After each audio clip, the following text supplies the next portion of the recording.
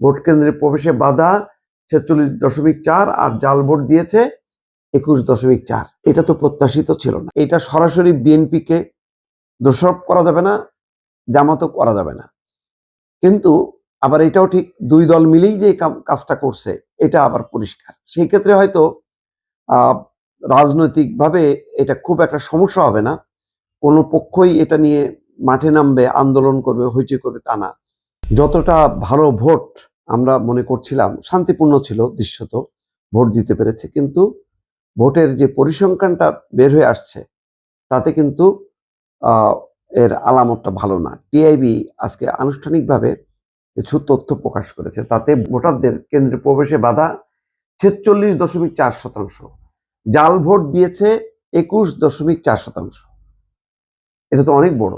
Vote গ্রহণের আগেই ব্যালটে seal দিয়েছে 14%। সম্ভবত প্রতিপক্ষের এজেন্টকে প্রবেশে বাধা দেওয়া হয়েছে 14.3%।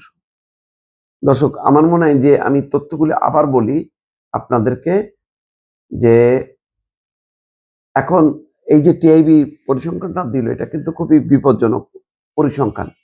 নির্বাচন পরবর্তী সহিংসতা 125টি, আচরণবিধি লঙ্ঘন 99% প্রার্থী আচরণবিধি লঙ্ঘন। ভোটারদের কেন্দ্রে প্রবেশে বাধা 46.4%, জাল ভোট দিয়েছে 21.4%। জাল ভোট। ভোট গ্রহণের আগেই ব্যালটে সিল দিয়েছে 14.3%। হাইকোর্ট। প্রতিপক্ষের এজেন্টকে প্রবেশে বাধা দেওয়া হয়েছে 14.3%। দর্শক, এই পরিসংখ্যানটা মানে বর্তমান প্রেক্ষিতে যে ভালো নির্বাচন, সেই নির্বাচনের গায়ে কিন্তু কালিমা লেপন করে দিল। এবং টিআইবি তো যেন তেন প্রতিষ্ঠান না, ট্রান্সপারেন্সি ইন্টারন্যাশনাল বাংলাদেশ, তার একটা গ্রহণযোগ্যতা আছে। এবং তারা অতীতেও আওয়ামী লীগ আমলেও এমন কিছু দুর্নীতির তথ্য চিত্র দিত যেটা নিয়ে সরকারের কাপাকাপি শুরু হতো, এবং টিআইবিকে যা তা বলা হতো এটা বিএনপির অঙ্গ সংগঠন মুক্ত। কিন্তু এখন এই ঘটনাটা কি? প্রতিপক্ষের এজেন্টকে প্রবেশে বাধা দেওয়া হয়েছে 14.3%। এটা তো ভালো, অনেক বড় সংখ্যা। তারপরে ভোট গ্রহণের আগেই ব্যালটে সিল হয়েছে যে সংখ্যাটা, তো অবাক করার মতন। দর্শক, এটা তো মানে বিশ্বাস করাই কঠিন। নির্বাচন পরবর্তী সহিংসতা হয়েছে 125টা, সংখ্যাটা অনেক বেশি। আর আচরণবিধি লঙ্ঘন তো মোটামুটি সবাই করছে, এটা বোঝা যাচ্ছে। ভোট কেন্দ্রে প্রবেশে বাধা 46.4 আর জাল ভোট দিয়েছে 21.4। এটা তো প্রত্যাশিত ছিল না।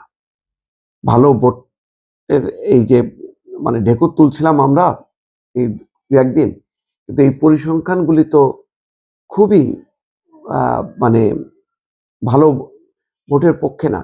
তার মানে আমরা রাজধানীর মানে বা শহরগুলোর যে চিত্রগুলো দেখছি, গ্রামাঞ্চলে প্রত্যন্ত অঞ্চলের চিত্র তেমনটা ছিল না। মানে যেখানে মূল পক্ষ আর কি, যার নিয়ন্ত্রণ দাপট বেশি ছিল, সেখানে ব্যাপকভাবে কারচুপি হয়েছে, জাল ভোট হয়েছে। এই যে ভোটের আগেই ব্যালটে সিল দিছে 14.3%। এই তথ্যটা মাথায় রাখার দরকার, নির্বাচন কমিশনের তদন্ত করা দরকার, এবং এখান থেকে শিক্ষা নেওয়া দরকার। কারণ এই পরিসংখ্যানটা কিন্তু প্রতিপক্ষরা কিন্তু অস্ত্র হিসেবে ব্যবহার করবে। যেমন ওই যে দিনের ভোট রাতের পরিসংখ্যান সহ আওয়ামী লীগ আমলের এই 3টা নির্বাচন সারা বছর ব্যাপী কিন্তু ক্যাম্পেইন হয়েছে, এবং আওয়ামী লীগ সরকারের ভিত্তিটাকে দুর্বল করে দিয়েছে। এখন এইটার যে চিত্রটা, এটা অবশ্য যেহেতু ক্ষমতায় ছিল না বিএনপি বা জামাত, সুতরাং একটাই সেফ সাইড, যে এটা সরাসরি বিএনপিকে দোষারোপ করা যাবে না, জামাতও করা যাবে না।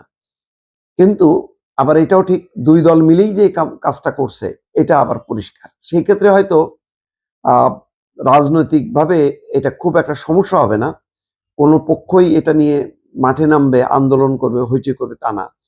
কিন্তু সামগ্রিকভাবে ভালো নির্বাচনের জন্য, সুন্দর সুষ্ঠু নির্বাচন, যেটা ইউরোপীয় ইউনিয়ন বলে গেল যে এই নির্বাচনটা শান্তিপূর্ণ হয়েছে, সুষ্ঠু, অবাধ, নিরপেক্ষ হয়েছে, এবং এটা একটা ভালো উদাহরণ হিসেবে প্রতিষ্ঠিত হলো। বিশ্বাসযোগ্য নির্বাচন হিসাবে যে সার্টিফিকেটগুলো দিল, টিআইবির এই পরিসংখ্যানের সাথে কিন্তু এটা মিলছে না।